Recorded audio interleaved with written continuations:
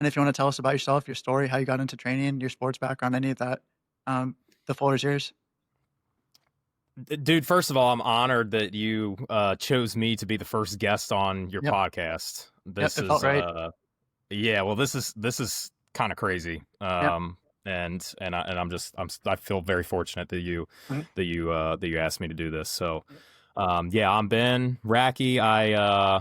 I've been a trainer slash strength coach for this year. I'm going on 9 years. It's awesome. Started when I was in college. Um, yeah, I guess about me. So I grew up an athlete. Mostly like I would say the big three, football, basketball, baseball. Mhm. Um, very into all things sports growing up. Sports all the time. Sports Center on TV on Saturdays. Mhm. The whole thing. My father was an athlete growing up. So yeah, we were a big sports household.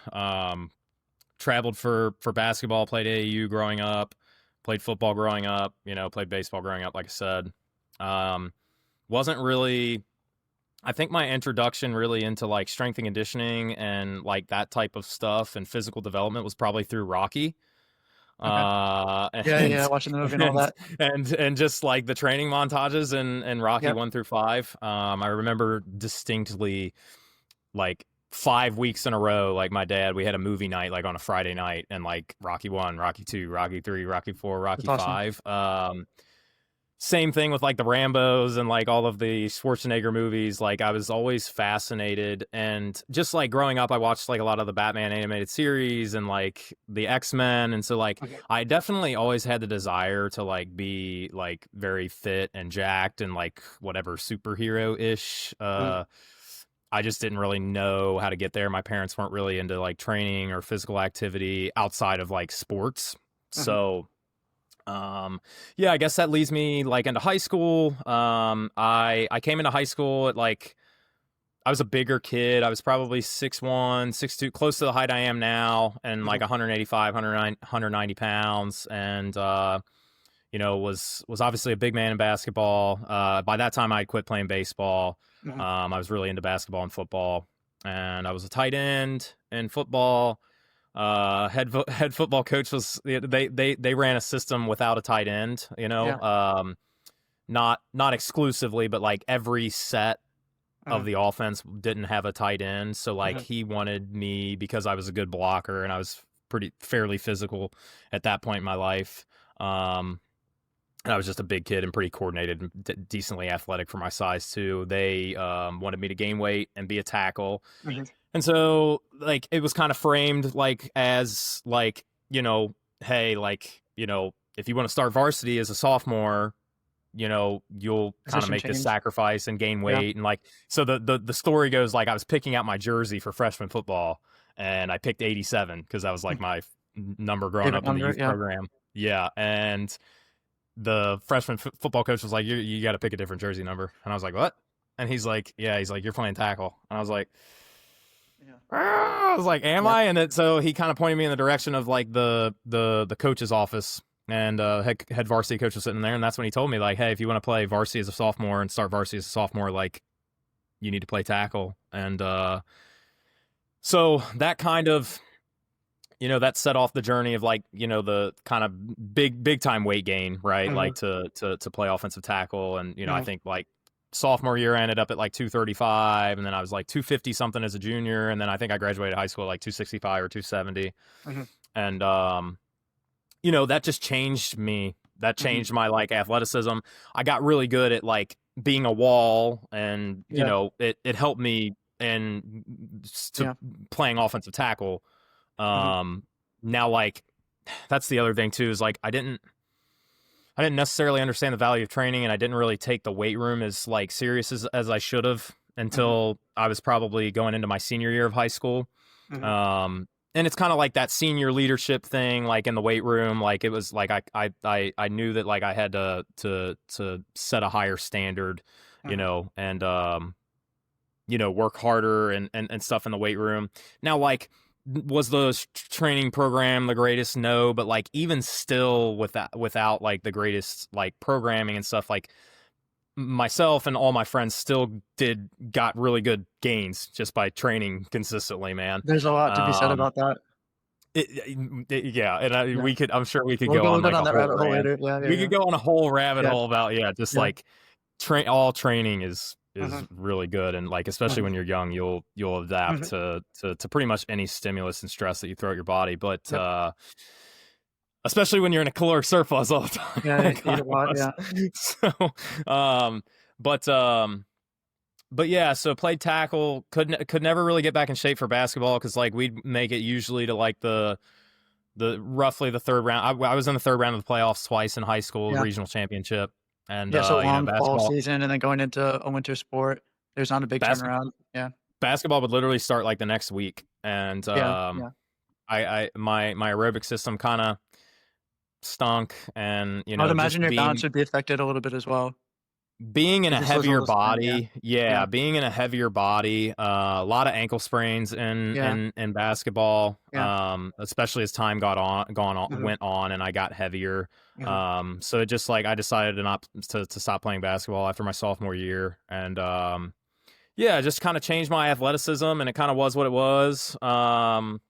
I went to college to play football. I was on the team, I should say, at the University of Dayton first semester. I redshirted, Mhm, stood on the sidelines. Kind of just like didn't love like the culture of like mhm. there's just a lot of partying and a lot of drinking, and like I Sure. kind of tried to like fit in, and like kind of realized really quickly it wasn't really for me. Yeah. I had friends back home at Thomas More College, it's Thomas More University now, Uh-huh. that were playing football, and yeah, decided to transfer and be closer to home, be closer to some of my friends, and throughout that time I was kind of getting into like training and getting into like physical development, Uh-huh. and more so I guess probably less so maybe from like the sports performance side of things at that time, which like I was still playing football, so like we were still Mhm. doing a lot of sprinting, conditioning, playing sports. I was playing a lot of pickup basketball at the time. Um, but I kind of fell in love with the weight room. I kind of fell in love with like the whole just like process oriented deal. Like I just really Mhm. loved the process of like the waking up in the morning, early in the morning, like for the lifts and like the camaraderie and like the, you know, everybody's kind of like, you know, Yeah. grinding hard together and like suffering to get like I kind of just fell in love with that whole thing. Um and probably like some of my like personal relationships at the time, like I had a girlfriend that I was really in a toxic relationship, and like so like the gym was always there, you know, that kind of thing, like the 45 pounds is always 45. Like I was kind of it was kind of Yeah. in that mindset too, like where it was like it was an outlet that helped me, you know, from a mental health perspective, and still That's does the, in a lot of um ways, that's the to secret be completely weapon. transparent. Yeah, relationship troubles Yeah. is a secret weapon to strength gains, so, you ever see Yeah, the like, people with their hoods up and the headphones on, and they're just crushing the weights and yeah. all that stuff? Yeah, Yeah, Jake's been kind of playing to that a little bit with some of the yeah, DMs and stuff. I feel like he gets with the clusters that's program, funny. which I That's always think funny. are pretty hilarious.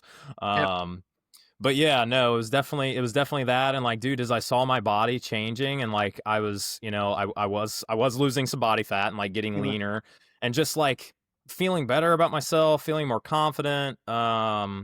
And like even like to the point where I wanted to make a position change in college too, because like I would play pickup basketball with some of the skill mhm, guys, and they're like, "Man, you're the best tight end on the roster, and you're not even a tight end. Like you need to go and talk yeah, to, you know, our OC." And he kind of shot it down, and we ended up. I had a I had my best friend on the team. He quit. My I had a friend on the team that actually ended up passing away on his 21st birthday, which was just I'm sorry to hear that, yeah, kind of it was kind of horrific, man. Like kind of yeah, shocked like all of us. Like he was in our lifting group and stuff. So like yeah, it sucked. Like I formed a really good relationship with him. I still have a really good relationship with a lot of the guys I played with yeah, at Thomas More. We ended up having a coaching change as well, and that was like so like our head coach left, my position coach left, who I was really close with. I'm still mhm, actually like we actually have been communicating recently on social media. Just a great human being, really good mhm, football coach. great guy to work with college athletes. Yeah. Expected a lot, but like also was like a cool, funny guy to hang out with. Yeah. Just a really cool guy. Um, Same, I think I could say like for our head coach, that left as well. So like once kind of stuff, some of that stuff happened, and I was realizing that like I'm more of a process guy than like I was more geeked up about being in the weight room than I probably And was yeah, even yeah, I about like get going that. to practice. And Yeah. I'd played football from the time I was 5, man. Like, so I was done. I was checked out. Mhm. And I wanted to start like making some money too. I wanted to move out of my parents' place. And, Uh-huh. so yeah, I took a training job in an Anytime Fitness, and quit playing ball. And I guess like the rest is kind of history. So And now you have your own gym, you have your podcast, you have a yeah, you have a lot going on now. So it's a long process. You said 9 years of training. It's 9 years, incredible what happens man. in 9 years. Yeah. I can't Um, believe it. It yeah. feels like yesterday that I was, Yeah. working with just some general fitness adults at Anytime Fitness in a group Mhm. setting, and had no idea what I was doing really. I feel like though, even I look back and like even though like maybe I didn't have some good general principles and stuff to like think about and pull from, like I was like training myself still, um albeit probably more on the like trying to be Mr. Just look good guy, Sure. Sure. like kind of physique, more Mhm. more physique oriented, because like I went through that period of like, and Katie Dabrowski kind of talked about this on Coach 'em Up, like about Yeah. like having like these different like phases of like your Yeah, what you're lifting training for in career life. and like your Yeah. training career, and Yep. like I definitely kind of went through that, like I'm not an athlete anymore, so I don't have to train like an athlete, so Uh, it's like nothing but like bodybuilding type stuff, yeah. which like was cool, but like by the same token, Matt, I was still playing pickup ball, like 2 or 3 Yeah. times a week. So it was like I was Yeah. still like doing athletic stuff. It just like I wasn't necessarily like training like an athlete, if that makes Yeah. sense. So um but yeah, that it's been a journey, man, and I wouldn't trade like any of my experiences for anything. And they all taught me really valuable lessons about life and about business, and Yeah. about training and stuff. So yeah, It's, I'm a there's fortunate no guy. yeah. There's no learning without failure or mistakes. You have to learn from your mistakes to get better. And I feel like most strength coaches tend to have the same kind of archetype story, journey, process, and all that stuff. I was a college athlete as well. I didn't have this like glamorous career that I wanted to have and all that stuff. And I always had the mentality that if I just work really hard, I could change everything. So I would just be like almost like working like a dog. Everybody would just like go through the mandatory practices and then they'd party and we'd lose games. And then I'd be like, while they're partying, I'd be in the gym. It'd be like 11 at night. There was a gym owner in the town where I went to school and he gave me the key to his gym. So I'd go when it was shut down and there's nobody else and it's just me. It's this dusty, dirty gym with like iron weights everywhere and it's the nicest place ever. And like at that time, all I did to I'm train was getting I would cold chills, baby. That's a vibe. Let's yeah, go. it's Let's go. incredible. I would just, like, do stuff that seemed cool, even if it wasn't the smartest training in the world, but, again, you can adapt to stuff like that, so I would do, like, pull-ups, push-ups, dips, biceps, triceps to, like, look good, because like, that's what a lot of young people wanna do, they do it for the confidence, and then I just try to do a couple sprints, couple jumps, and felt like that was enough for the legs, and it wasn't the smartest training because, like, of course, you wanna squat, you wanna hinge, you wanna lunge, you wanna do all these different things, training different planes of motion. I didn't know any better, I just beat my body up with, like, high volume door and going to training and all that, so, like, I definitely learned from that, but you can still see that, you can still learn work ethic, you can still learn some principles, you can still get some adaptations, and it's better than nothing. So you're talking about how, like, your program in high school may not have been the best, and yet, if you're growing and you have these hormones in your body, you're going through growth spurts, you're eating a lot, and you train really hard and consistently, even if it's not the best program, if you put your best into a mediocre program, you're gonna go out better results than the world's best program that you put mediocre effort into. So there's a lot to You, be said about that. we especially, I think, like just as time has gone on, Mhm. like that just becomes more and more apparent, right? Uh-huh. Because like I know that there's even places, that are doing quote unquote performance stuff in this area that really they're just like running kids into the dirt, making them puke and Yeah. making them sweaty and tired, and like Yeah. but like even those kids, like yeah, you're learning like how to really push yourself and push past like that threshold of like maybe what you initially thought that you Uh-huh. could do. Mhm. That's something you're learning. But like the other thing is like they're just kids can adapt to pretty much anything, man. Yeah. Like it's Yeah. like, and they're it, I we could argue like maybe they're not like getting much stronger or faster, but like, hey, at least their endurance is improving. At least their Sure. endurance is improving and their Sure. conditioning is improving, and like their Yeah. mental resiliency is improving.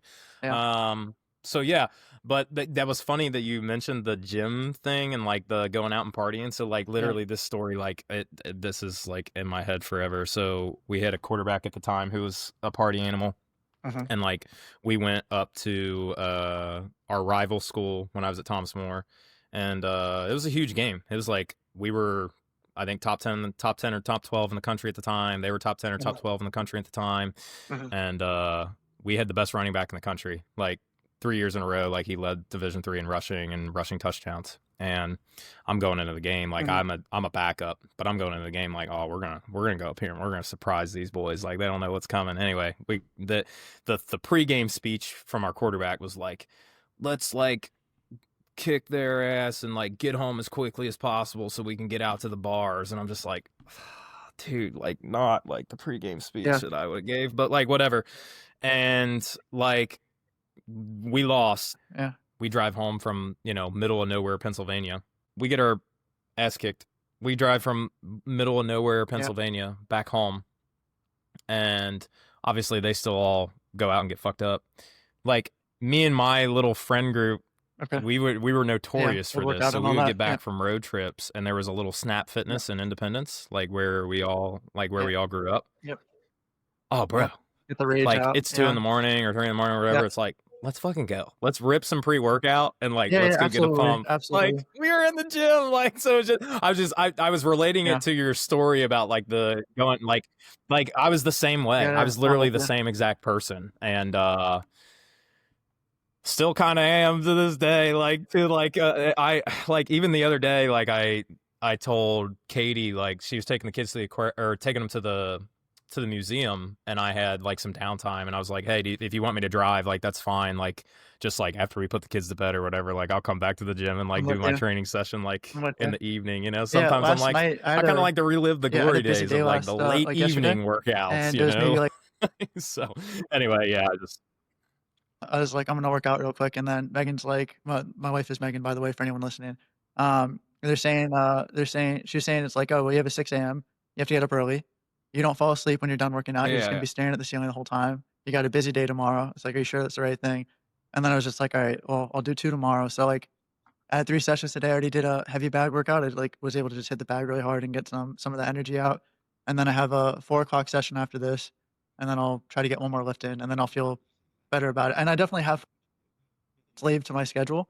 Um, but it definitely is something that helps me to feel better and happier. There's definitely the mental and emotional benefits to exercise. It's a great stress release. I Going back to what I was just saying though, is I have exercise rings hung up there and I can hang a heavy yeah. bag. And sometimes like for cardio, yeah, I have an exercise bike, I have a rower, I have a slide board, I have a battle rope, I have jump ropes. People can do carries, whatever they want. Sometimes I just put the bag up there and I know I'm not like qualified to teach people how to throw a punch or kick the best, but I say as long as you're not like hurting yourself and beating up your joints, just like go crazy. We'll do 5 rounds Yeah. of like 30 seconds. You get a Yeah. sweat, you're having fun. It's like It's you fun. just let people be happy. And then some of them have actually gotten the bug and they have this product called Fight Camp. It's like this heavy bag. It's kind of like the Peloton of like heavy bags and it comes with workout classes and it tracks your metrics with your punching. And like they just bought that bag and they're doing more workouts a week just because they found something they enjoy. And for me, like my business is called Empowered Performance because I want people to feel like they can take their health and their fitness into their own hands. Yeah. And when they find something they enjoy and they want to work out and they start doing it more, that's so, so valuable. People always talk about optimal programming, functional, this, that, the other, all these crazy words. At the end of the day, if you enjoy it and you're going to do it and it's going to elicit a positive adaptation, that is the single most important thing. People get hung up too much on the details of, oh, this exercise versus that exercise, this weight versus that weight, these sets and reps. And I think if you can just enjoy what you're doing, that is the number one most important thing to get. Look at how many people are inactive in the world. I mean, if you look in your neighborhood, there's not many people out throwing a ball with their kids, walking, riding bikes, and all that stuff. If you just find people exercising, having a good time, they get a smile on their face. It doesn't have to be the weights. It doesn't have to be. It could be yoga, Pilates, whatever. That is the most important thing. Is people start watching what they're eating and start exercising on a more regular basis. Population level, we have a serious exercise and uh, movement problem. uh, But to your point, I had a girl in one of my adult groups last night, and one of the exercises we do in our little prep, uh, little warm up circuit, whatever you want to call it, is like medicine ball slams. And Yeah. she's always like she like I let them. I just had 2 out of 4 that I allow in the group sessions last night, so I just had 2 Mhm. signed up, and she made it a point. She was like, "I want to do med ball slams first." I was like, "Oh, it was that kind of day, Yeah. huh?" And Yeah. I know when she wants to start with med ball slams that it's like Yeah. she's thinking about this. Like, there's One two, person or one. there's Yeah. two, Yeah. there's Yeah. 2 that she works with that like Yeah. Yeah. we have conversations about, and I'm like, which one was it today? And she's like, oh, it's the one that's from Australia. So Yeah. Yeah. And like then you just it's rip the kind of, ball and all that. yeah, just ripping Yeah. the ball. And like that's fun. I have a heavy bag in the back that I just haven't hung up yet, but like that's Yeah. it's great. Like That's a great thing why to would you do. not like use that for Yeah. adults, like Yeah. to get them going, get them And warmed even if up. 90% of your program is, like, perfect with the X's and O's, and you leave 10% for the fun at the end, it's good for client retention, it's good for them to enjoy training and wanna come back and get excited about it, like, it shouldn't just be, "This is optimal. Everything is the absolute best," but you hate the program. If you get 80% a program that's gonna get them the results that they want and 20% that they really just wanna do. I have some clients that's like, they don't like doing, hanging knee raises or reverse crunches where they're trying to build strength. They wanna do, like, flutter kicks for, like, 10 minutes because they wanna feel the burn. It's like, "Listen, if we do in the program, a couple core exercises for strength and all that stuff, and you wanna feel the burn, I'm happy to just put in, like, slider mountain climbers for a minute or something like that, and you feel cooked by the end of it. Can you progressively overload it any other way than more volume? Not really. I mean, maybe attach bands around your feet or something like that, but, like, at the end of the day, it keeps them happy. They're still training their core. It's better than nothing. So I definitely think Yeah. those are the things that you learn. You start as a trainer, you read the textbooks, you think this is everything. And then you start actually training people in the real world and you're like, maybe there's more than one way to train and you got to keep people happy, especially when you have your No, own business, that's especially. exactly where I was gonna go, Yep. is like, Yep. yeah, when you have your own business. And like, yeah, dude, like I know, like I'll program, whatever. We'll program hanging knee raises or weighted crunches or like Mhm. something, that is more challenging for those tissues. And then I'll have like a person like get to the end of the session and they'll still like, hey, can I do like I want to do a core circuit. And we know that like it's Yeah. probably not doing a whole Yeah. lot, but like Blood addiction, yeah, all that it's stuff. Yep. getting them to feel the burn in the moment, and they like it, and it's not doing anything Bad. negative. Like, Yep. it's helping them build some capacity. Like, who Yeah. cares? Like, Go yeah, for it. I'll Go show you for a it. core circuit. Let's do it. Like, you know what I mean? So, like, but that's that kind of art and the science. And like, I think if you're like, I really think like the biggest, principle is just like consistency with all of Mhm. this stuff. Mhm. And especially when we're talking about adult Mhm. fitness and gen pop, personal training. It's like, hey man, like I just want you guys to enjoy what you're doing to some capacity. I'm sure there's going to be some things that we do in here that maybe you don't enjoy as much. And like, But some things that are good I, for you. I tell people it's like having your vegetables. It's like you have back pain and you don't know how to hinge.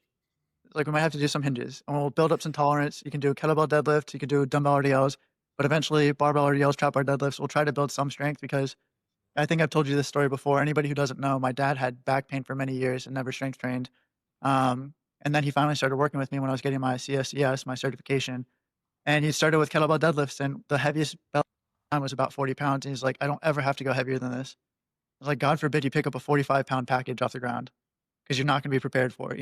So I was like, listen, yep, let's try 45 pounds. If that feels easy, we'll go to 50 if that feels easy. And then before you knew it, maybe a year later, he's deadlifting 275 right, as this like tiny guy and all that stuff. It just makes me like happy to give people the ability to feel unafraid to use their body, to feel confident in their body, to feel resilient. And I think that's actually one of the main things about programming is the stuff that they need is the stuff that keeps them healthy. The stuff that they want, you give them the rest of that. If they yep, wanna if they wanna train, you guys will wanna train arms. Girls, sometimes they wanna train more glutes and stuff like that or abs. Whatever yep, makes them happy gets them you have some cardio junkies that wanna feel huffing and puffing at the end or big sweat. Um, and, scientists and, trainers and all that stuff will say sweat isn't the best way to measure if a session has been useful or not. Because you can just go to an Orange Theory type class, sweat a ton and not necessarily get stronger. Um, and yet some people, they don't feel like they got work done, even if all their numbers went up and they improved in everything, if they're not drenched in sweat. So if they want to do battle ropes, jump rope, slide board, all that stuff, and just puff and puff and all that, last 10 minutes, go for it, as long Yeah, as it's let's not go. negligent. Yeah. Yeah, let's go. Yeah. So And yeah, go that's ahead. yeah, no, you hit the nail on the head. And I Yeah. think you know, I think that's I think that's huge. And I think that, you know, the more we can like provide that kind of, environment for Mhm. clients to have some like, some autonomy and some Mhm. decision, the ability to like choose, certain things that they do want to do. Like, again, that's empowering, right? Like, and Mhm. that's just one kind of like principle of like of building buy-in, not just to like them paying you and coming to your gym, Sure. which is like great, and we want that obviously as business owners, but like our overarching goal is like, I want this person to like do fitness stuff for the rest of their life. Like, I want them to Uh-huh. strength train for the rest of their life. I want them to do cardio I want them to live a healthier lifestyle for the rest of their Mhm. life, because that's going to impact, not only does that impact their life, but that impacts like that's like generational, man. Like Mhm. that can change a whole family, I like, have, so, clients that train um, so, yeah, I'm a mobile personal trainer. I train people out of their homes. I also have a home gym. Some people come to me, but one of my favorite things is when clients are training and their kids get to see them train, and then the kids wanna try out the exercise that I have a client who has a 4-year-old who does ab wheel rollouts with pretty good form. As a 4-year-old, just because he sees his dad doing it. His dad's in yeah, he's an older dad, he's in his 50s. You have a man in his 50s doing really good, like, wheel rollouts and all that stuff, something he wasn't able to do before, he didn't have the strongest core, he had back pain. Now he's, like, really strong in a lot of areas. His son sees it, thinks it's cool.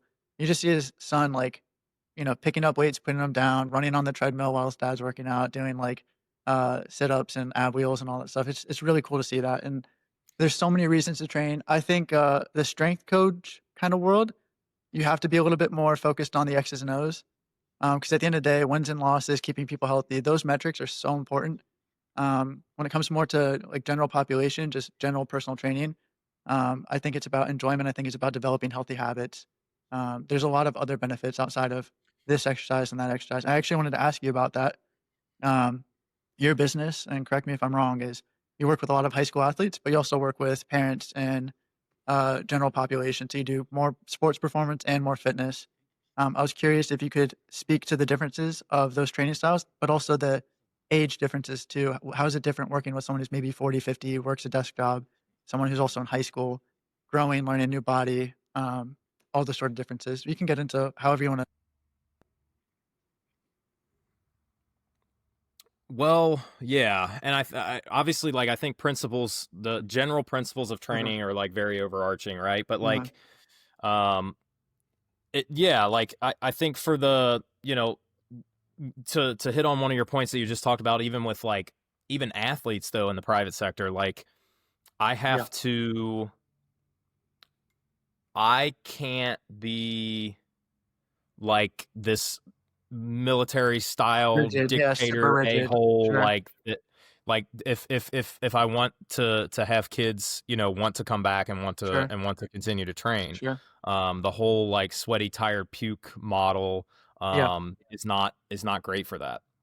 or in general, Yeah, I agree, yeah, but yeah, yeah, that's a whole other. yeah, But like, for as far as differences go, obviously, like, for most of my athletes that I see are playing sports year round, yeah, and gosh, probably the biggest majority of them are only playing like one sport year round. yep, So just like, I have to keep in mind, and I was talking to Kara about this actually on my podcast before this, is like, I have to keep in mind, you know, I have to like volume. I can't like just you give can't them a smoke 'em. crap load of Yeah, volume of yep, like strength training all the time. Like, it kind of just has to be minimal effective dose yep, of plyos, of strength training, of mhm, jumping, of sprinting, and keeping health, honestly, yep, like at the forefront of my sure, mind. And I like a lot of the principles that guys like Vernon Griffin is like putting out, as far as like the and this is something that like Corey Schlesinger has talked a lot about. Mhm. I've been to a lot of Joel Smith's seminars. He talks a lot about this, but like the human movement stuff, all the crawling and the Sure. Skills. ground based, Mhm. yeah, the ground based stuff. I think those things are just like really overlooked training Mhm. stimuli. So like it's just really a low hanging fruit to like start a session with like some bear crawls and some crab walks and some inchworms and some Mhm. duck walks and like all of these things.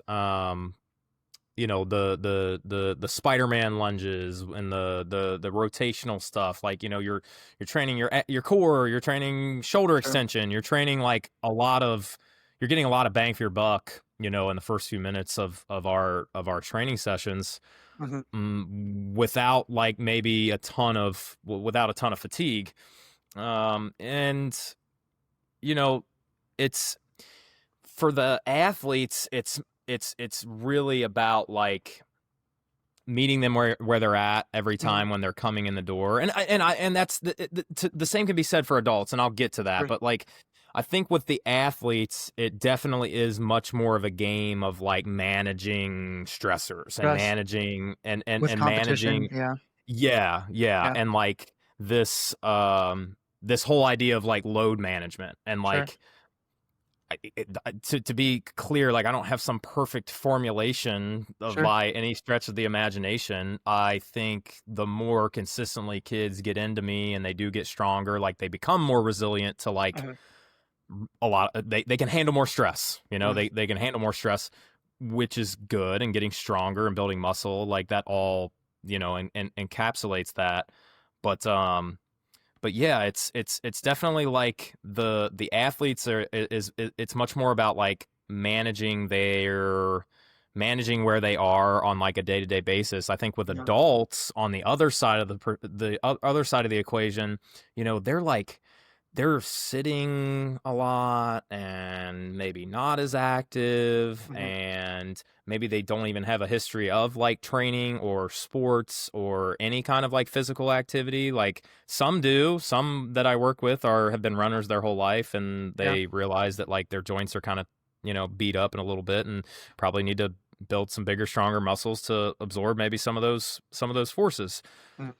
But with the athletes and or with the adults, and Kyle Dobbs and the Compound Performance crew made a post about this the other day, like the stuff online that you see with adults like doing like super complex, like crazy looking, single leg Bosu ball, blindfolded, hands tied behind their back. Like Yeah. it's like I would probably argue that like most adults, number one, they don't need that kind of stuff, and most of them don't want that kind of stuff. Most of them like want, like we've kind of talked about, like they want results, number one, and Yeah.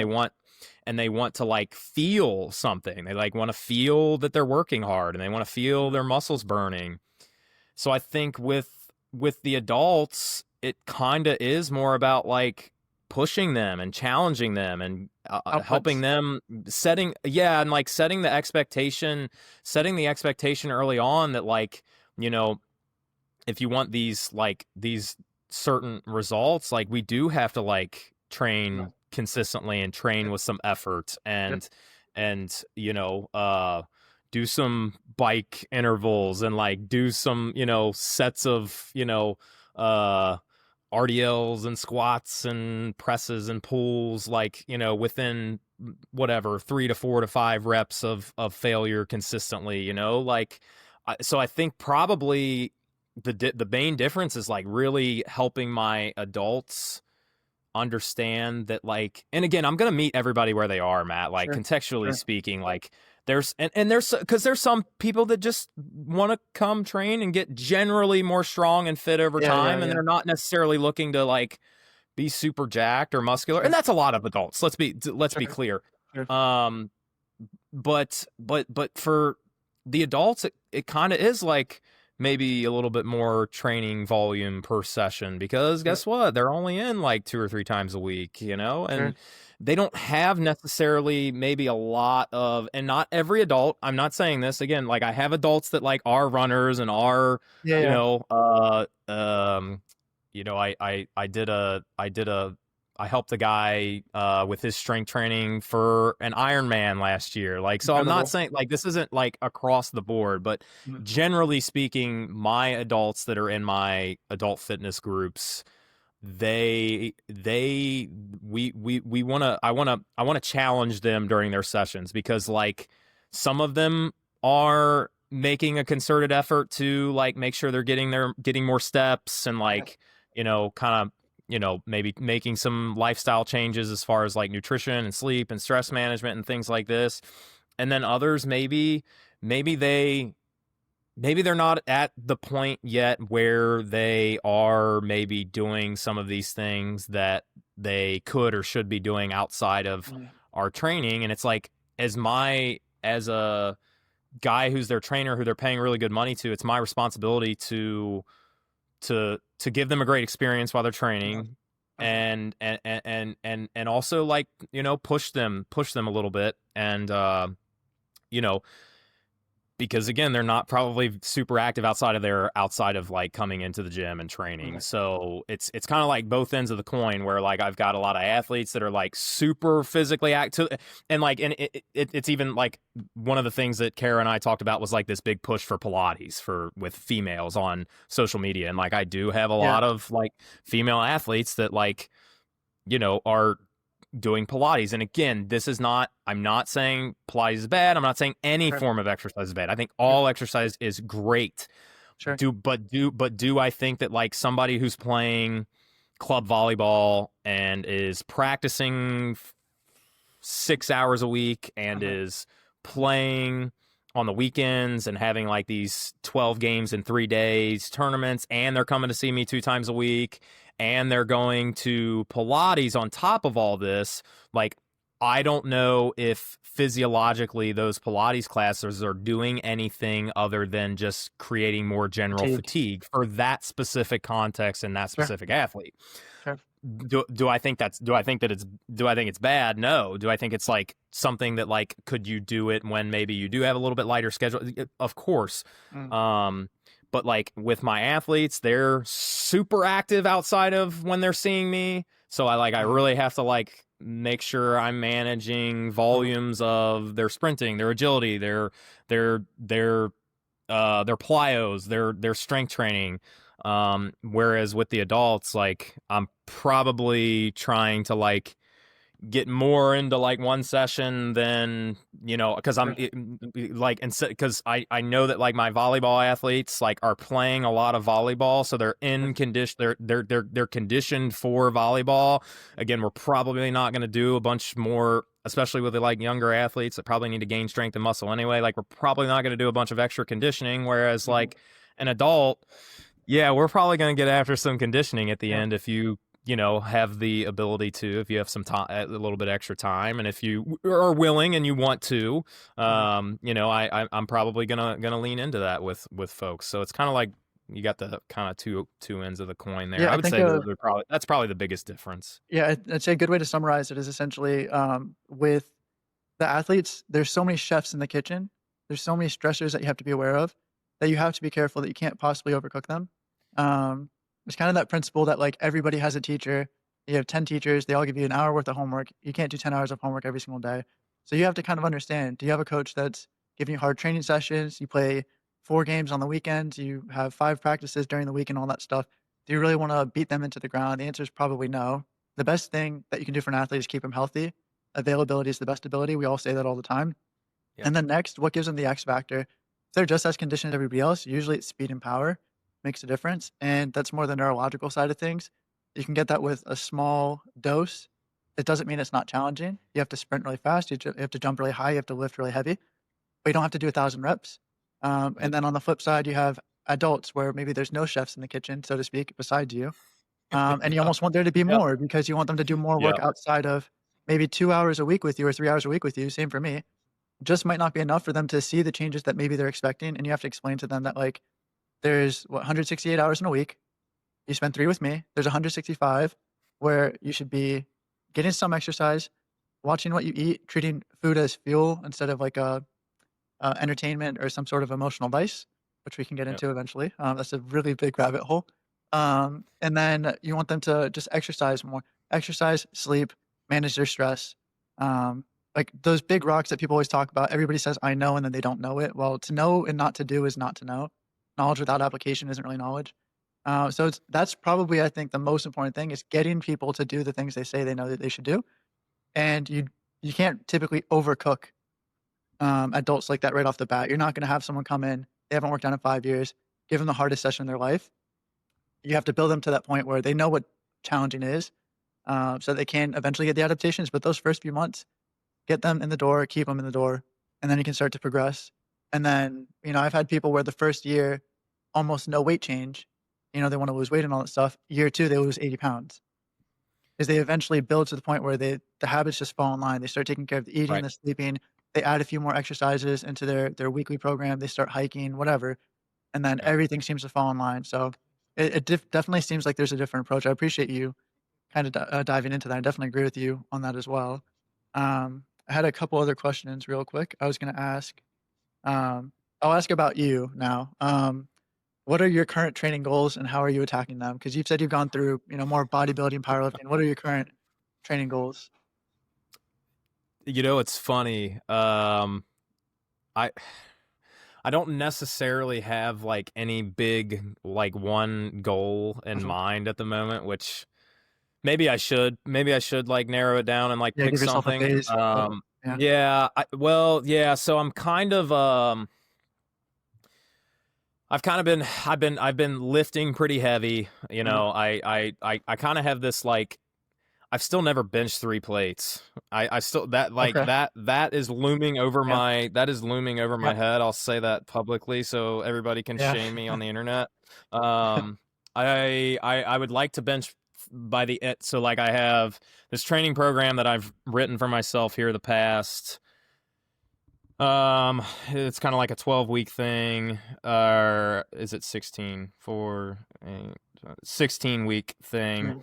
On like the 16th week, I'd like to kind of test my maxes. Mhm. Not necessarily the only one I'm not going to do the squat because I've got a meniscus Back thing flare going ups. on. Yeah. It's Yeah, yeah, yeah, been whatever. yeah. So like I'm not worried about how much I can box squat. I mean, I am gonna. I'd like to get like I'd like to get at least like 4 plates for reps on the box squat. Yeah.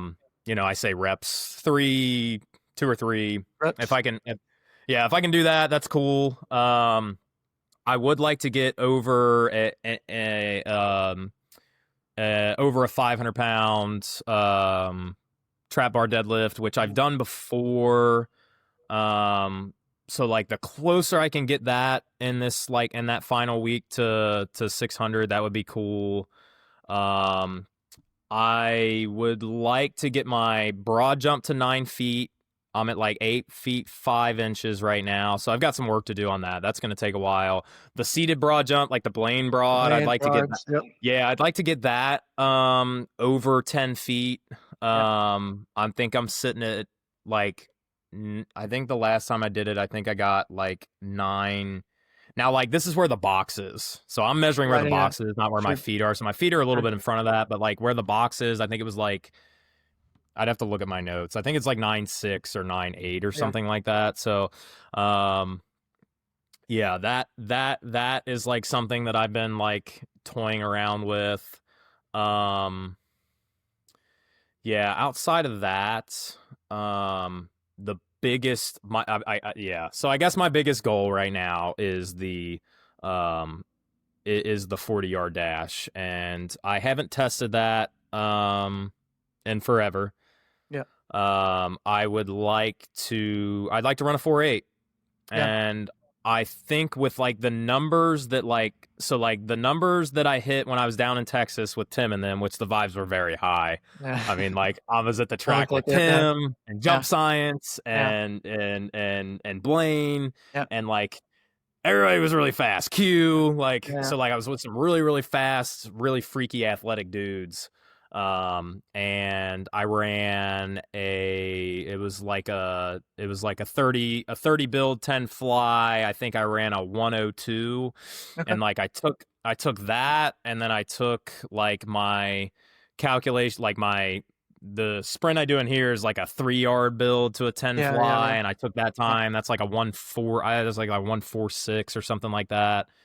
So I took that time and like I plugged all the numbers in the chat GPT, and like it said that like I'm probably like a 4.7 to 4.9. So I'm like, Okay. I just Matt, I just want to run under 5 because like I've Which never yeah, ran yeah, I've never ran under 5. I yeah, was always a 5 flat or a 5.1 or a 5.2 in high school. And I don't even know if any of those were laser time, so I was probably yeah, slower. Like I was yeah, probably slower than that, or like any kind of electronic timing system. So like I think the biggest thing probably right now, and like so like my training, I know you're like dude, like you're doing all this strength work, like you should probably. So like what I'm gonna do after this training cycle is I'm gonna sub out. I'm gonna change some of my main lifts. I'm gonna change the back squat to the box to front squat. mhm, I'm gonna throw out trap bar deadlifts and start doing some power cleans from the floor. cool. And still gonna bench heavy, which I don't think there should be a ton of interference from that stuff. But I'm just gonna decrease my training, my lifting volume in general, and More increase intensity. some. Yeah, and increase and back burner. Put those on the back burner. Put more volume and effort into this. And I may even play with the split a little bit. I may just lift less Sure, days per week. sure, I may just do like a full body 3 days a week instead of kind of the upper lower. sure, It sure, just sure. depends like on how I'm psychologically feeling about things. And kind of the decisions I want to make. But I'm definitely going to lift less here to like end the summer and maybe take the next 16 weeks after I finish this program and kind of try to sprint fast and jump high. The sprinting doesn't bother my knee. Jumping stuff kind of Broad jumps, does. broad jumps, I'll see yeah, verticals tend to be a lot more comfortable for me on the knee, for example, but a broad jump, the landing just tends to be a little bit much sometimes, so I'll usually go uphill Yeah. to add resistance or something like that, so I can still get outputs, but a little bit of a softer landing. Believe Yeah, it or but not, yeah. the for me it's kind of the opposite. The broads have Okay. been kind of okay, and Comfortable. the vertical impulse stuff has been Are you doing, irritating. approaches on the vertical? So I've been messing around with that approach, like hurdle to fast Yeah, off the floor to the yeah, box, and that feels like it's not pain free, but it's not like to the point where I'm like I have to stop. yeah, I did something though. I can't oh, like plyo wise when I demo like um even when I demo like lateral squats and lateral lunges, like if I'm not yeah, doing like I shared that video last week where I did kind of the Ben Bruno style, like the lateral step down okay. squat where you like Oh, yeah, yeah, yeah, load yep, the. yep, yep, yep. Yeah, like You're on a plate. I've never messed around with that. Yeah, And that actually felt great. And I think it's just I'm bringing more adductors and glutes to the party yeah, with like it being more of a hingy sure, squat type of a sure. situation. But like man, the squattier the squat is, or like if I like laterally squat into that side, it Yeah, does you feel not. it? It just like yeah, it doesn't feel good. My range of motion kind of sucks. So I'm just like trying to work around this knee thing and trying my best to not like make training decisions to like piss it off. Like I'm trying to get to the point where I can go like for like I think Cody, one of my DPT friends, I think he was like, you know, kind of 2 weeks with like very minimal symptoms, and then you can start maybe messing around with like some deep knee bending again. But Sure. like now the deep tier plyo, like the deep tier squat that I do, like that feels okay. But Yeah, again, it's kind of that mid range. You're not like going through the whole, you know, range of so like I don't know, man. I'm playing around with stuff, and I think the sprinting thing is probably the forefront goal for me right now, indeed. just because that's been fun, like hitting 20 miles per hour on the treadmill for the first Yeah, time, that was like, awesome. and then going down there and sprinting with those guys, and like Yeah, gaining some confidence too, because like Dan, it was cool. Like Dan, like he got his phone out and was like, "Hey, you want me to film this and see kind of like where mhm, you're striking the ground and stuff, and see how your posture looks?" I was like, "Yes, absolutely." Like, thank you for like he like mentioned it to me. Dan, shout out to Jump Science, man. He's the shit. But Dan Dan was like, "Yeah, let me film this," and he filmed it. He was like, "Dude," he's like, "Look at where you're striking the ground. Like everything looks great. Like you look great. Yeah, Like you're not getting a lot of heel. Like your heel almost looks like it drops, but then you're rotating through and like getting that pronation and like it looks great, man. Like so it's like I guess too like having like being around other good coaches and like getting reassurance because like I don't get that a ton, because when like you're of self-employed and all that, it's hard to yeah, stay like I'm along just with you. I'm very busy and like Sure. I'm the type that like I'm not gonna like I'm gonna try to get the stimulus. I'm not gonna try to like overanalyze like my Sure. movements and stuff like that because like just quite honestly, man, I just don't have time. Like Sure. I'm analyzing like athletes' Sure. movements and like what training doing sessions. Like it's like I just wanna train and do what I can with the time that I have available. And like I kind of do have like some big goals right now, and my sessions are like pretty, especially those first couple of the week are like, kind of longer sessions, Mm. with the sprinting and jumping and plyos Yeah. and lifting. So like, just trying to overarchingly, man, just trying to stay fit, athletic, strong as a dad. But like, yeah, I think the sprinting thing is probably the big thing for me right now. And I guess I think as time has gone on here, I'm definitely getting into more of a groove of like the seasonality of training Yeah. and like literally training kind of with the seasons of the year. Yeah, Like, you're not gonna wanna sprint on a and track in the middle of winter in so Ohio or yeah, Kentucky so or something like that. yeah, so it'll probably work out to where like I'll do more of the kind of like the way I've been training now in the winter, Mhm. probably, and then like maybe Yeah. here to close the summer. And then I'll kind of maybe get more of a jump start on it next year with more of the like once the spring hits, like, all right, like now I'm gonna put like the strength and hypertrophy stuff on the back burner and More do speed and power more stuff. sprinting and plyos and Yeah. more power Yeah. stuff. Yep. And So like give myself an opportunity too to like get better at like different skills, as far sure. as like cleans and snatches and stuff like that too. So It's good to mix it up throughout the course of the year. If you have one very specific goal, suppose you're an Olympian, you have 4 years away, you have to achieve one thing, then you don't have a ton of flexibility. You just have to chase outputs. You have to be really intelligent. Every detail makes a difference.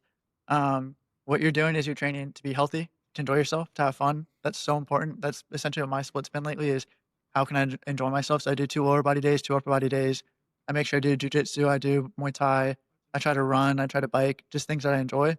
Um, but it's also important what you're saying is you're practicing what you preach. You can't teach kids how to sprint and jump if you've never sprinted to jump or you just haven't done it in 5, 10 years or something like that. And you see a lot of strength coaches of, the older generation, not now, it's a little different now, who they'll tell everybody squat, bench, deadlift. It's either a powerlifting background, a bodybuilding background, or a Olympic lifting background.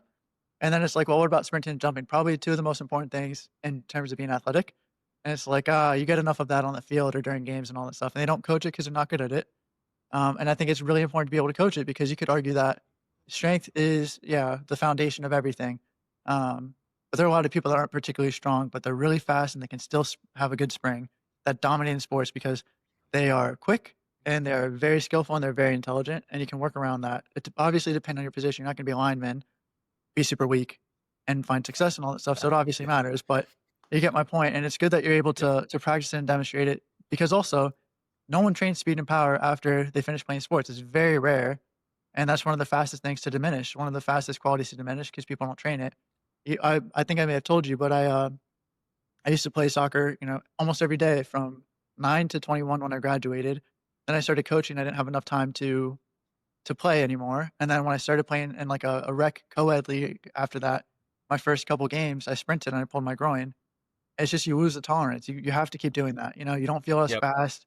You pick up these little injuries and all that stuff. So it is important to just keep these qualities for life. Helps you feel young and healthy and all that stuff. So that's awesome. Um, Well, and not to cut you off, but like yeah, that podcast that I just did with Caro, yeah, she works with a lot of like females postpartum and like female mm, athletes, and one of the things that we were talking about was like just how important it is to have like a little bit of plyo volume with adults yep, just for bone yep, density. Like the yep, bone density benefits of yes, plyometrics is yep, like incredible. really really Yeah, really huge. Not only like the resistance training part, but like doing just mhm, in a lot of it is like Matt Watson's light tier stuff. Like it doesn't have to Yep. be Light or because deep adults is not strenuous. Agreed. Yeah. or deep. Yeah, the Yeah. deep and the light tier stuff is Yeah. like is great for adults. And yeah, just making sure you're keeping that stuff plugged in, I think, to and again, that's where like just understanding having a general understanding of the big principles Sure. and there's so much carryover to even just adult fitness with Sure. athletes and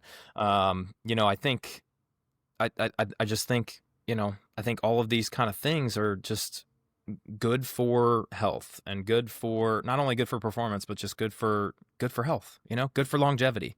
Mhm. um yeah. It's interesting that everybody wants to niche, so they'll say that you just mentioned postpartum. Some people will talk about different sports. Some people talk about endurance. They'll talk about strength, different qualities, every sort of thing and all that stuff. And yet, there's so much carryover um, that I believe that there is actually a space for generalists. Everybody wants specialty. I think unless you're top 1% in anything or pursuing that, That's if me. if you want to get on a bodybuilding stage, I am not the trainer for you. But if you Right. wanna get bigger and stronger, and you wanna be more mobile, you wanna have better conditioning, which most people seem to want. You've done intakes before, you've said, "What are your goals?" Most people say, "Oh, I wanna get a little of this, a little of that, a little." Then they're a general person, they need general training. And so there's room for generalists, there's also room for specialists, don't get me wrong, because I Sure, mentioned, sure, an sure, sure. Olympian, Michael Phelps, you give me him right now, I would not be the most qualified person for him. And he needs Nope, me neither. specialty because he is a specialist. He's Yep. giving everything for one goal. But if you wanna achieve multiple goals, you said you wanna get strong, you wanna get a little bit bigger, you wanna get faster, jump higher, you can't put all your eggs in one basket. Having said that, a lot of them correlate very strongly with each other. It's hard to get stronger and slower or faster and weaker at the same time if you're training all of it at the same time. You can't actually improve multiple qualities at once. Yeah. Um, so going in a slightly different direction, we have about 10 minutes left. I'm curious if you're comfortable trying a little bit more rapid fire sort of No, stuff. let's go. Come on, Okay, so let's go. are there I'll do my any best. yeah, yeah, yeah. Are there any kind of books, mentors, experiences that were really pivotal for you early in your career that you'd want to share with other people? Maybe coming from, maybe it was a book, a course, some advice that you got, a failure, a good experience, anything like that that you want to share? That's a big one. Well, I think I would say for me earlier in my career, it was probably the things that I learned from working for individuals that Mhm. maybe, gosh, it's hard for me to like that just weren't necessarily like good human beings. Like Yeah, one of the first guys I worked for, uh, there was a lot. There was like sleeping with people in his office yeah, yeah. Terrible stuff. while I was on the floor with clients, like that kind of Yeah, stuff. Like just um and just like genuinely not like teaching his younger trainers like anything about yeah, anything, like yeah. never no. So I learned a lot of like what not to do really early on, Mhm. and I had the wherewithal to understand and know that if I if I continue, like if I stay here with this kind of behavior, like I know I'm not going to be able to advance in this field and like truly Sure, make the impact that I want to sure. that I want I want to leave on people. So um I think a lot of like learning for me early on was like learning what What not to not to do, do, what to avoid.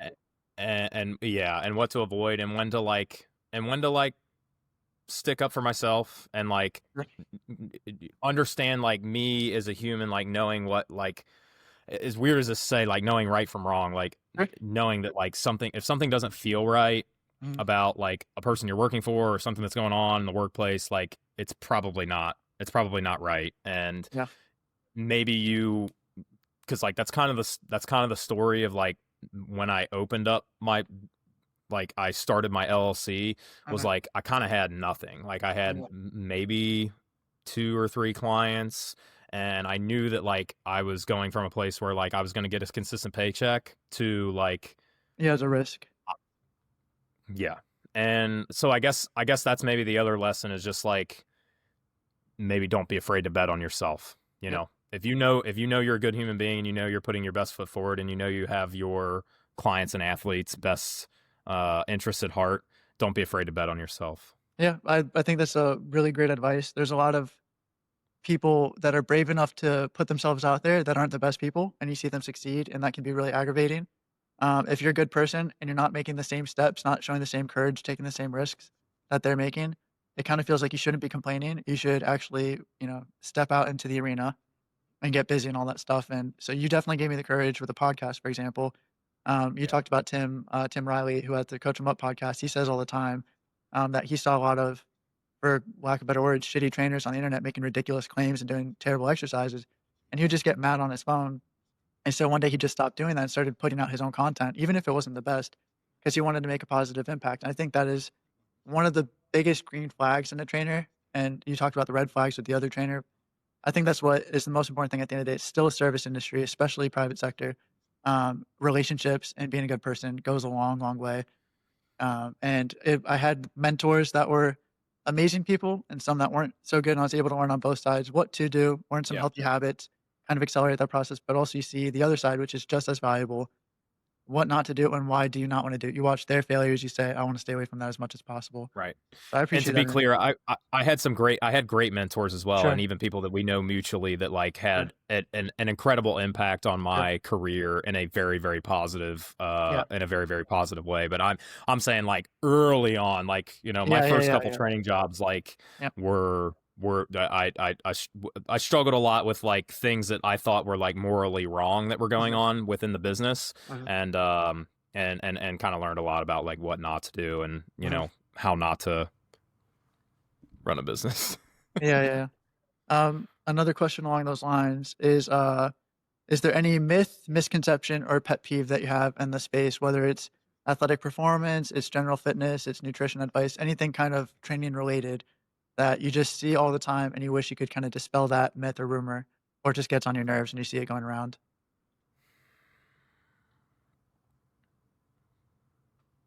Well, I guess just because this is fresh on my mind, there is this prevalence in like the area that I'm at, like the actual location I'm in, and Okay. like the greater Cincinnati area, northern Kentucky. And I think I think it's definitely in the performance setting, like in these private sector places. Uh-huh. And it's also even in like club sports where, like, for instance, like I have a young lady who's a volleyball player who now has a foot fracture, Okay. and like one of the things that they did at their volleyball nationals was their coaches said they didn't like the way that they were warming up, so they made them run a mile before their game, and then they played not well, and then the coach like kind of shit on them for their performance Uh-huh. during their game. And I think what I'm seeing too, like with and you've seen this too, like and it happens. It's not just private sector; it happens in college Yeah. too. Kara and I spoke about this too, but like this, like, you know, you bring in a group of 30 kids, you're the only coach Mhm. who's not even certified, which is like a whole other like Yeah. Yeah. conversation and thing that like does annoy me, because like, yes, I understand that like the NSCA and like these organizations, no, they're not perfect, and no, I don't agree with like It's a step in the right direction. all of their Yeah. models, but Yeah. like but it's a pretty damn, like, all of the Yeah. like physiology and like Sure. anatomy and Sure. like that kind of stuff, it is what it is, and like you Sure. should like have a general understanding of these things. And I think individuals like, these kind of folks that I'm kind of getting at here, like, don't, and like they just bring in 30 athletes and they all do the same thing. And like I have kids that have been at these places and come here, and they're like, yeah, Ben, like I would go and like I would get like no instruction, and I don't even think like the coach knew I don't even think the person like Yeah. knew my name. And like I felt like I was like doing things wrong and not getting any coaching, and I was puking every time. Like I was miserable. Like I dreaded going to the sessions, and again, kind of seeing this in like club sports as well, like with Mhm. like practices and stuff, kind of same idea, like where kids are like dreading. And I don't think that's right, man. Sure. I think and to be clear, like I'm not saying that like you can't do some hard conditioning and you can't like, really push to that point of like, exhaustion sometimes. I'm not saying that that's not valuable, and there is value in that, but like I think if like I think if you're putting kids through sessions and like every session is like a bloodbath, and you've got kids in the puke bucket like every session, and you're not stimulating, you're annihilating, you're not stimulating, Yeah, yeah, yeah. um and you're creating an environment where kids kind of develop poor relationships with Exercise. training and with And physical yep, activity and with sports. yep, um I I kind of think you're a dirtbag, yep. and it like and then again, like there's even been places that have like bragged about like not being certified, and like kids overhearing it Wow. and then coming and Yeah, telling yeah. me, and I'm like, I that stuff really irritates me, Sure. and I think, again, I think my overarching goal with you know, young athletes is like, I want them first and foremost I want to create a positive environment for like exercise and Mhm. physical activity. And, yes. And we touched on this earlier. You're not going to love everything we do. And there's definitely going to be things that you probably dislike and you don't want to do, but it's not, you're definitely not going to have this relationship when you come to Racke Fitness and Performance where like I'm a D-bag and you're like, profusely vomiting every session, and you're, like, I want the kids to leave, the majority of my sessions, if not all of the sessions, feeling better when they walk out than when they came in the door. Mhm. And I think not understanding general training principles, and not having a general understanding, and just not having a respect of like what kids are doing outside of your Sure, doors, sure. and not actually trying to build a relationship with clients and athletes, that really bothers me. Like there's a place here that is not charging the D1 athletes. If you're a Division 1 athlete or Division 1 commit, you don't have to pay, but then like all the other kids have to pay. And it's like, Yeah. what kind of message does Does that that send to send everybody else? to Yeah. like me, that was Yeah. I was a D3 athlete, Yep, like what are we yep. talking about? Like, no, every kid deserves good training. Every kid deserves, you know, to have a good relationship with exercise, so Yep. that stuff really irritates me. And that's just like, again, that's front of my mind because like I've Sure. had some conversations today and had some stuff come up that was like, just unfortunate. It's unfortunate that adults, I think, are behaving Yeah, in this kind of manner, yeah. with kids. So I think that's an ego-driven issue. I think it's, well, the D1 thing, I think they just wanna be able to flash around that they have all these big athletes and claim that they had anything to do with their success, even though those people would have been great athletes without them. Um, and then the whole beating people up and yelling at them in a toxic environment and all that stuff. Um, yeah, I really do think that has to do a lot with ego. And you see a lot of people that aren't the most educated who think they can just yell and beat people up and have the drill sergeant mentality. You always see a clip going around every summer of some high school football team doing some crazy drill. It might be kids doing wall sits and a coach is walking across their laps, trying to make sure they don't fall and all that stuff. And they say it's mental toughness, but you can do right. mental toughness without torturing people and seeing, who can survive and all that stuff. You can talk to kids instead of just screaming at them. There's a lot of ways to approach different situations and kids respond differently. Um, I guess, 1 or 2 more things if you have the time for it. Yeah, yeah, yeah. Is there anything, uh, on the flip side, positive that you're seeing in the space that makes you really happy or you think things are going in the right direction? Or if you don't see anything, is there anything that you'd like to see? No, no, I definitely see a lot of positive. Uh-huh. Even just like going down and being at Coach 'em Up, like you realize how big of a reach, somebody like Tim and Zach that are like talking about these things that we've like talked about, like Sure, good training principles, sure. building relationships with people, just actually giving a flying F about like your clients and your athletes and their not just their results like in the gym and with Uh-huh. training, but like their their their their life outside of even like athletics and performance Mhm. and that kind of thing. And I definitely think there's more of that. I see more of that now than what I saw like coming into like this industry. Now like it's changed a lot too, right? Because like social media has changed dramatically from Uh-huh. like 9 years ago to now.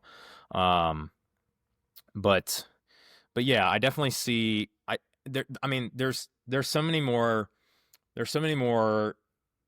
trainers, strength coaches, even in the college setting that I think are maybe getting out of this like, training everybody like they're in the military mindset. Mhm. Which again, I think some Goggins is good, but like, Yeah. you can go too far into that stuff as well.